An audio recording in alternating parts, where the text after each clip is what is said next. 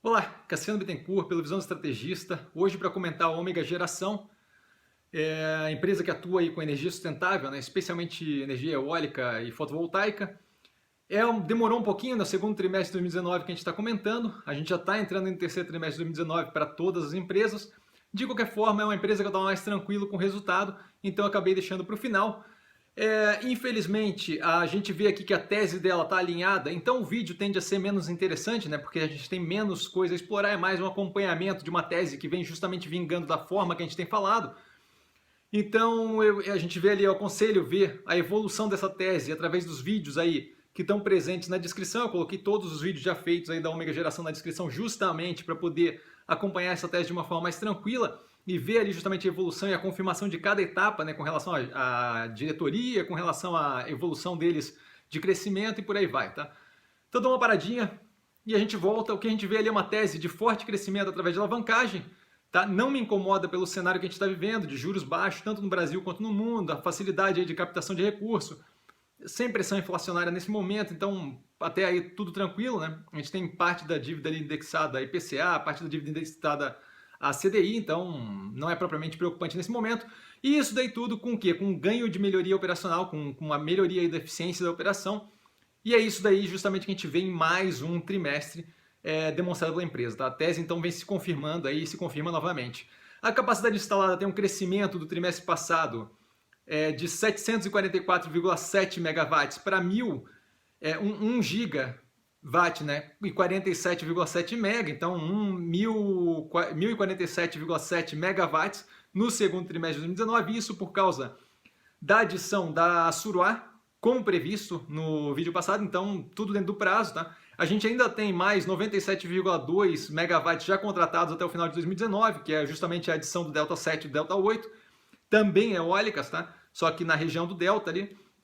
E além disso, a gente tem acordo de primeira oferta para 3,8 gigawatts de novos empreendimentos que ela pode vir aí a oferecer, se for interessante, para adicionar no portfólio.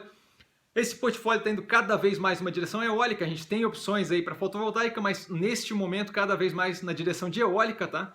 Grande parte dessa energia já está contratada, o que é super positivo, especialmente quando a gente está crescendo por alavancagem, uma vez que tem aí uma segurança do fluxo de caixa futuro, quando a gente já está com grande parte contratado. E essa segurança de fluxo de caixa futuro permite justamente a amarração entre o quanto eu tenho que pagar de juros e amortização com o quanto eu estou recebendo de caixa num crescimento aí por alavancagem. Então é super positivo, é casado com a estratégia da empresa, tá? A melhoria contínua, e aí a gente olha as contas sem a Suruá, tá? Que só tem a expressão dela através de proforma, então só para a gente garantir de um jeito mais tranquilo para ver a evolução aí da operação, a gente vê que a receita líquida cresce 7%, tá? Frente ao segundo trimestre de 2018, mesmo período do ano passado, é um número ok.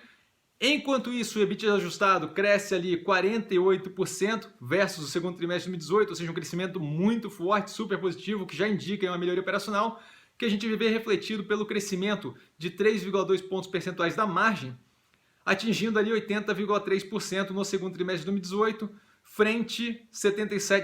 no segundo trimestre de 2019, frente a 77,1% no segundo trimestre de 2018. Então, uma melhoria considerável da operação que vem justamente para confirmar aquela tese de que ela está crescendo fortemente com a alavancagem, mesmo assim conseguindo engatar as operações muito rápido, de uma forma reduzindo aí melhorando a eficiência operacional. Então, uma direção justamente o que a gente esperava.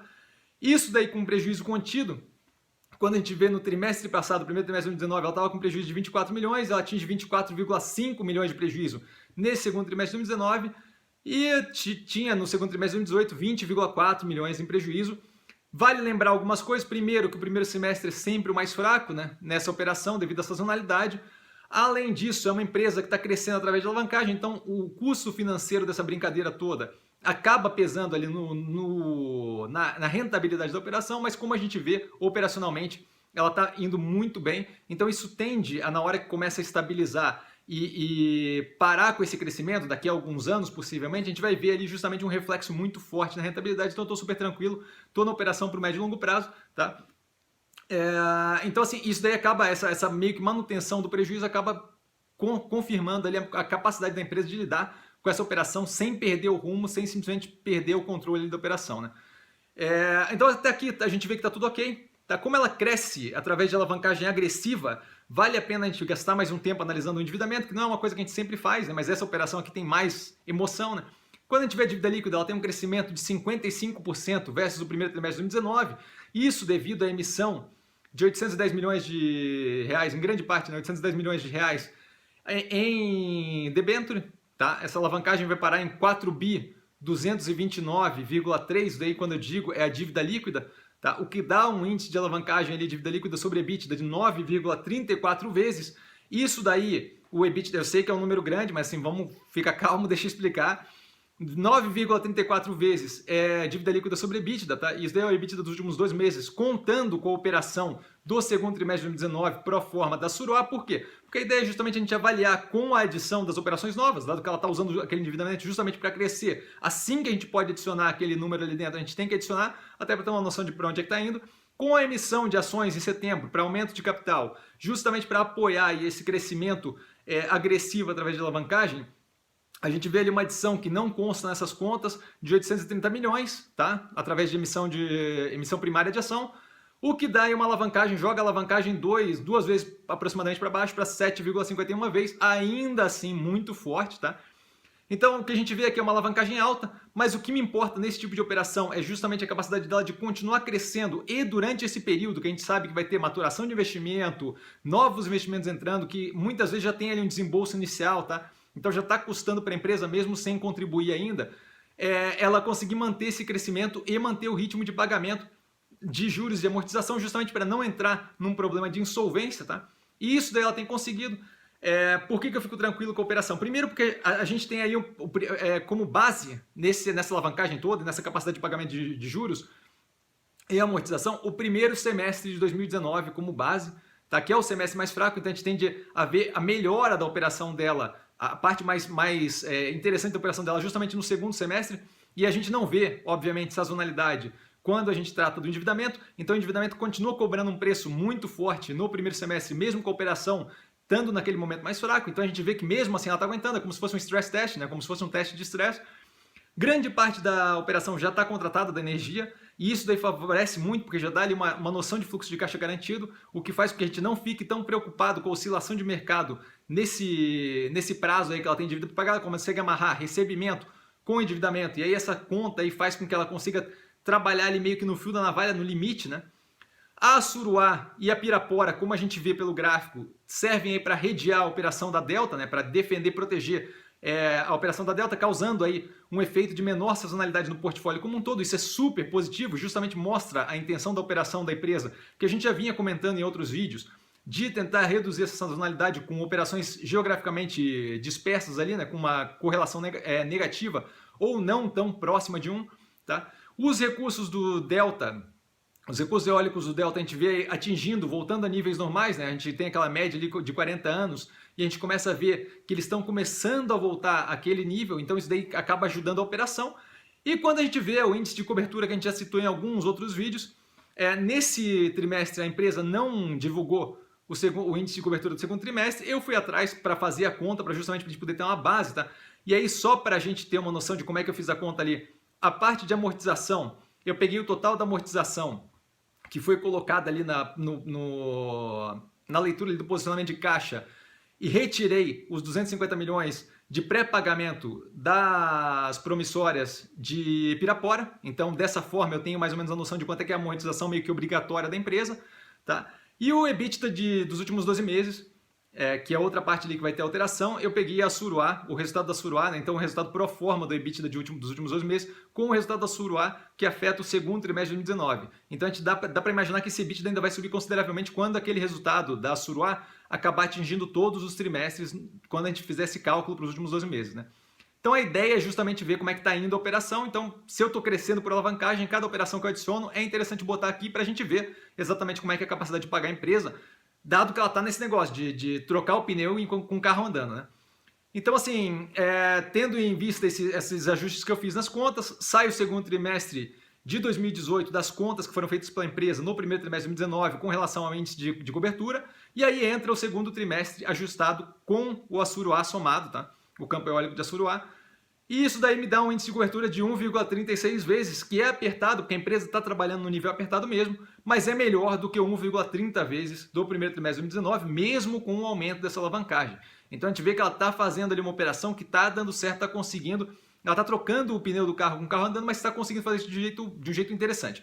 A dívida está bem alongada, inclusive mais alongada do que estava anteriormente, então ela está conseguindo trabalhar ali o liability management. O momento que a gente vive no Brasil favorece isso, tá, onde a gente tem juros baixos e uma disponibilidade de capital considerável, especialmente para operações bem alinhadas, operações bem pensadas, né?